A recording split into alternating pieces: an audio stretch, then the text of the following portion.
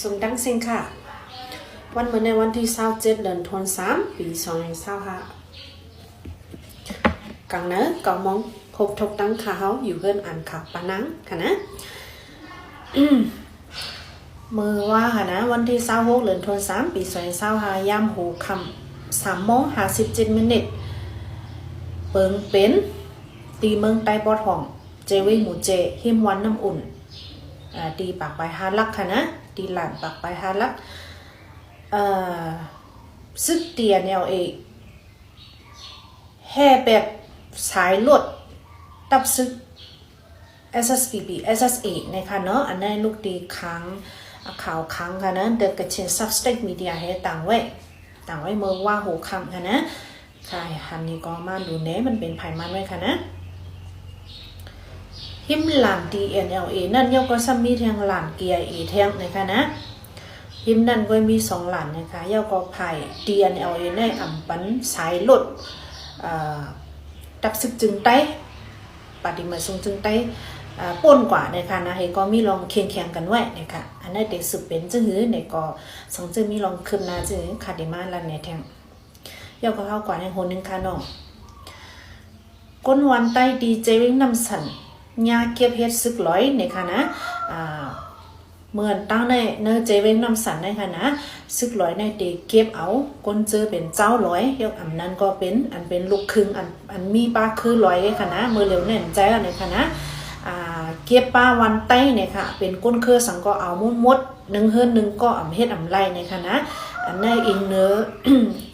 รายข่าวว่าตีปังตึกตีนองเขียวอันเป็นห้าวแห้งเมื่อเร็วในเขาตกซุ่มน้ำโหลดแถมแห้งซึกนี่แหละมาเก็บนะคะนะวันไต้อันเจอมีอยู่ในน้ำสันค่ะนะอันเป็นวันไรป้ายวันก่อนหายวันไต้กี้เจอในเนี่ยค่ะนะมือป่นมา 2-3 เดือนนั่นก็มาเก็บอยู่ใกล้กะว่าเอาวันเป็นไต้เนี่ยค่ะนะมือเร็วในเอาป้ากูคือเนี่ยค่ะวันเลยไปในหลังเฮิรนมี50ไปในคณะโตเร็วไปกว่าเย้า25หลังเงินว่าตีไปอย่างเงินว่าไปกว่าอยู่ที่เมืองมันชื่อกึดก็อัปตีไปแทงอยู่ในคณะในก็ไต้ไปกว่าอยู่ในเมืองมันในคณะมันตะเลก็ซ้ำเก็บซึกกูมือกูวันค่ะเนาะเหมือนเดี๋ยวในก็พี่น้องเขาทำข่าวทำเงากันกูที่กูตั้งเดลีค่ะเนาะเดี๋ยวก็เข้ากว่าในโหนึงค่ะเนาะ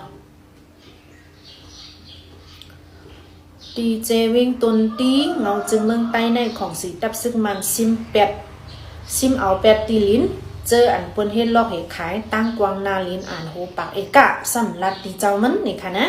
ก้นปื้นตีลาตีสื่อข่าว MPA ว่าตีลิ้นเจอในเตมีหิมจันจรพุทธะปอกคลาขาวเว้งตุนตีหิมวันนิ้วมือแลวันตรงคลาอันมีหิมตั้งกวางมีต่อกัดกูเจอในนี่ค่ะนะหิมวันนิ้วมือในมีเอกาสัมปาไปนั่นเป็นตีลิ้นก้นวานหิมจันจรพุทธาแต่ซิมเอากาหืออำไปฮู้ก้อยการนั่นแต่เป็นตีลิ้นลงปองจึงเจ็มปึ้งก้นอันมาซื้อในซ้ำอำป้าก้นเปิ้นตีเป็นก้นต่างตีล่อนๆเขาก้อยอะไรขำตีลิ้นเฮาคาอันมีตีวัน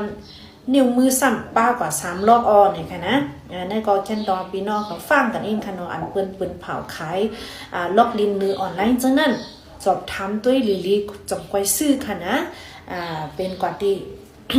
ปอกพลาขาวอันมีหิมจันจอมพุทธายาวกว่าวันนิ้วมือยาวกว่าวันตรงคลาเนี่ยค่ะนะเจอในสังเจอว่าอะไรซื้อไว้เนี่ยก็พี่น้องเขากว่าเจ็ดกว่าตัวอะไรค่ะเนาะเป็นจื้อหือในก็ในเป็นกว่าตีเจเว้งต้นตีเนี่ยค่ะนะยาวก็เฮากว่าแห่งโหนึงค่ะนางยิงก่อนึงอายุ40ปีไก่เย็บย่ำหมักพังลิ้นที่หิมวันน้ำจำคำเดินเจเว้งน้ำแม่ขุนเมืองยางแหลงไหลซุ่มขามันนั่งกว่าภายหนึ่งในค่ะนะเมื่อในวันที่26เหลือทศปี2025ยามกลางเนินมอกเกามุ้งก็เป็นต่อหมูโล่งอายุ40ปีอยู่วันต่อปอกู้พ้องตึกกว่าหาเก็บพักมีห้องพังมีเพิงเลี้ยงนาเฮิรนมันนั่งนั่นไรกายเย็บย่าหมักพังลิ้นเสยย่าขามันนั่งกว่าคอนหนึ่งในค่ะได้เป็นตีเมืองย่างแหลงค่ะนะข่าวซองโหได้มันเป็นไผ่ไต้ย้อนนั่นแรงคาลุไลลิอันโดได้เป็นภาษาในก็ย้อนยินจมถึงสื่อข่าว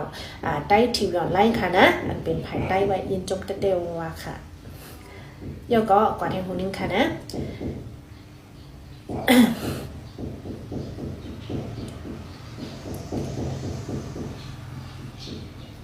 อันได้เป็นซึกไผ่มันกันนะมือว่าเนี่ยค่ะนะมือว่าค่ะวันที่26เดือนธันวาคมปี2025ย้ำ6:06 เลยค่ะนะกองสีซึกมันเอาเฮอวินมาปล่อยหมักใส่เฮอวินแจ็คไฟด่าค่ะนะ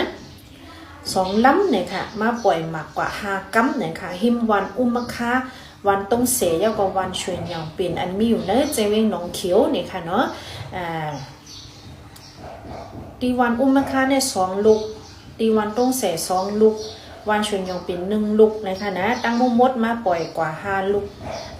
เตอร์ใส่ก้นสีก็ลูกตายกว่านะคะนะตีวันตรงเสนอันได้ลูกตีช่วยพิมพ์ต่างไว้ค่ะนะ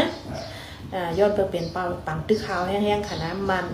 อ่านซิมขึ้นเวงหนองเขียวไฮไลท์นั่นน่ะเมื่อวานเนี่ยยินข่าวว่าได้ก็บอกขึ้นนะว่าในคณะซิมไรขึ้นน้ำยาไผ่ซึก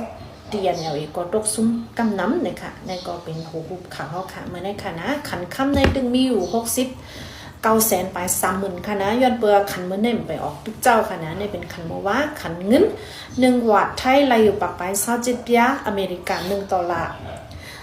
ไล่อยู่4 ปากไป5 คันค่ะเพราะจังนั้นก็จังไว้พบทบกันทั้งคันเนาะแค่ต่อกดติดตามกดไลค์กดแชร์ตั้งใน TikTok ตั้ง Facebook ขายกำค่ะนะ Facebook ค่ะชื่อห้องว่าไฮไต้เนี่ยค่ะเป็นช่องค่ะอันเต้ค่ะนะกดติดตามในสิกำค่ะยินดี